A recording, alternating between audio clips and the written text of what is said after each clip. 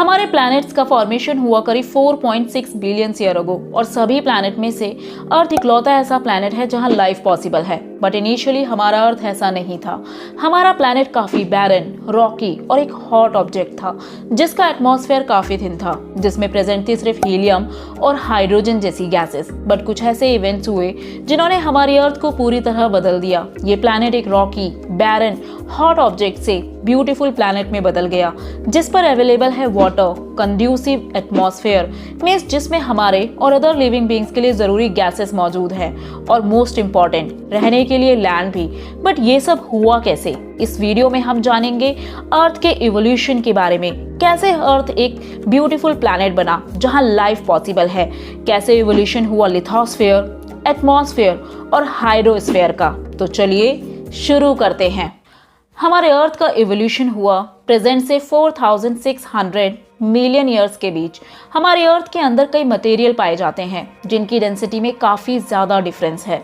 अगर अर्थ के सरफेस से उसके डेप्थ तक देखें तो इन मटेरियल की डेंसिटी की वजह से अर्थ के इंटीरियर को डिफरेंट जोन्स में डिवाइड किया जाता है और इसीलिए हमारा अर्थ एक लेयर्ड स्ट्रक्चर है जो डिवाइडेड है डिफरेंट जोन्स में, और हर जोन जो मटेरियल कंटेन करता है उसके डिफरेंट कैरेक्टरिस्टिक भी है। बट अर्थ के अंदर ये डिफरेंट लेयर्स का स्ट्रक्चर बना कैसे, इसे जानने के लिए ज़रूरी है ये समझना कि अर्थ पर लिथोस्फेयर यानी लैंड का इवोल्यूशन आखिर हुआ कैसे। Evolution of lithosphere.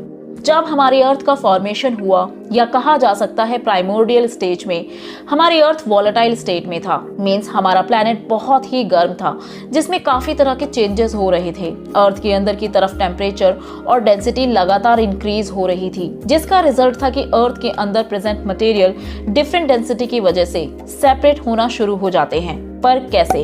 अर्थ के अंदर प्रेजेंट हैवी मटेरियल जैसे कि आयरन, जिसकी डेंसिटी काफी ज्यादा थी, वो सेंटर की तरफ सिंक होने लगा, जबकि लाइटर डेंसिटी वाले मटेरियल अर्थ के सरफेस मींस ऊपर की तरफ मूव करने लगे।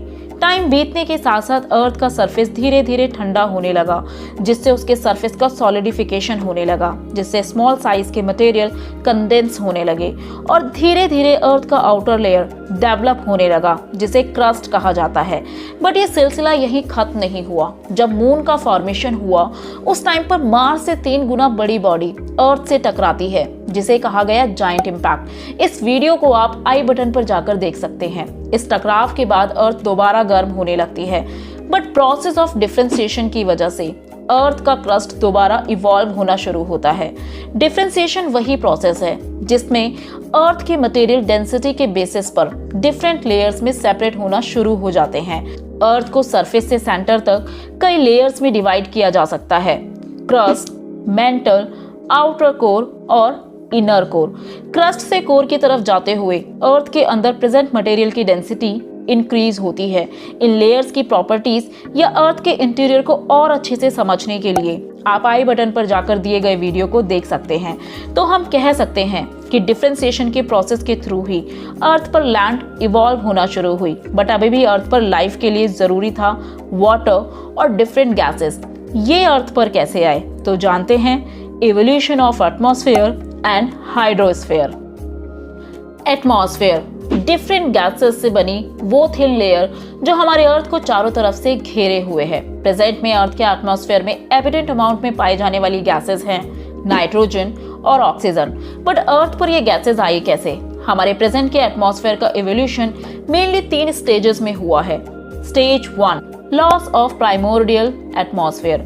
जब हमारे अर्थ का फॉर्मेशन हुआ उस टाइम पर अर्थ के एटमॉस्फेयर में प्रेजेंट थी हाइड्रोजन और हीलियम जैसी गैसेस जिसे अर्ली एटमॉस्फेयर कहा जाता था। पर सोलर विंड की वजह से हीलियम और हाइड्रोजन जैसी गैसेस उड़ना शुरू कर देती हैं। ऐसा केवल अर्थ के साथ ही नहीं, सभी टेरेस्ट्रियल प्लैनेट के साथ हुआ। Stage 2 hot interior of the earth contributed to the evolution of the atmosphere. Means जब हमारे अर्थ का आउटर लेयर धीरे धीरे ठंडा होकर सॉलिडिफाई होने लगा, बट केवल बाहर से। अर्थ का इंटीरियर अभी भी काफी गर्म था जिससे शुरू हुआ प्रोसेस ऑफ डीगैसिंग।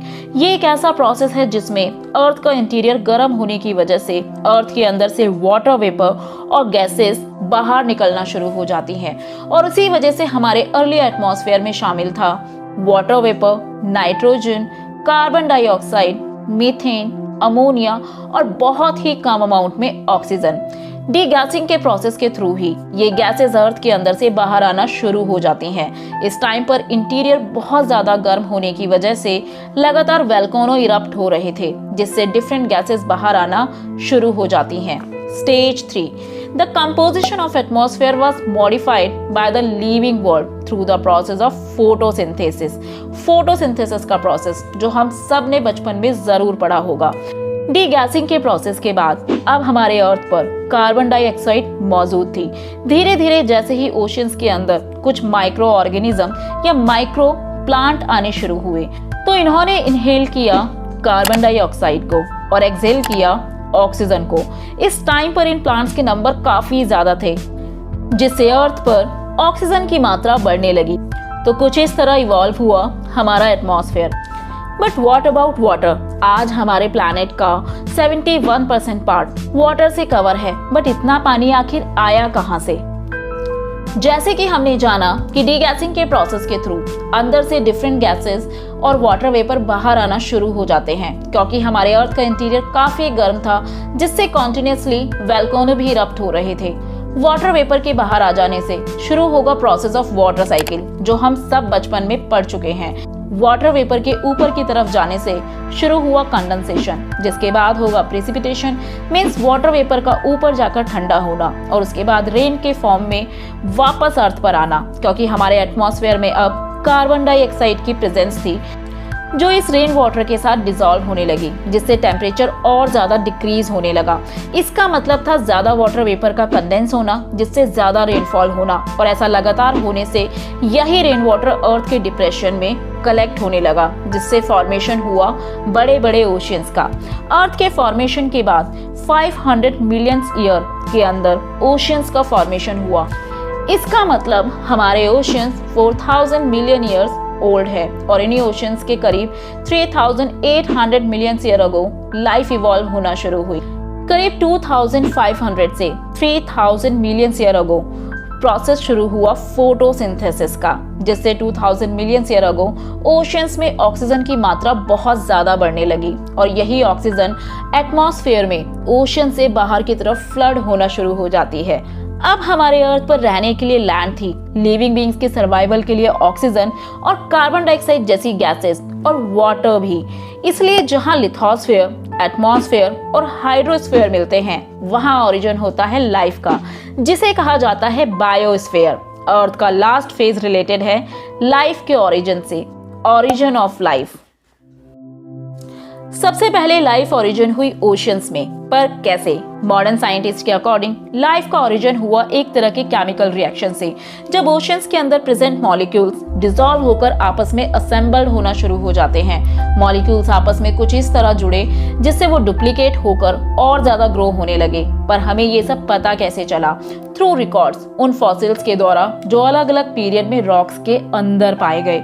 माना जाता है कि करीब 3800 मिलियन ईयर अगो अर्थ पर लाइफ इवॉल्व होना शुरू हुई, और एक यूनिसेल्युलर बैक्टीरिया से ही आज के मैन का इवोल्यूशन हुआ है।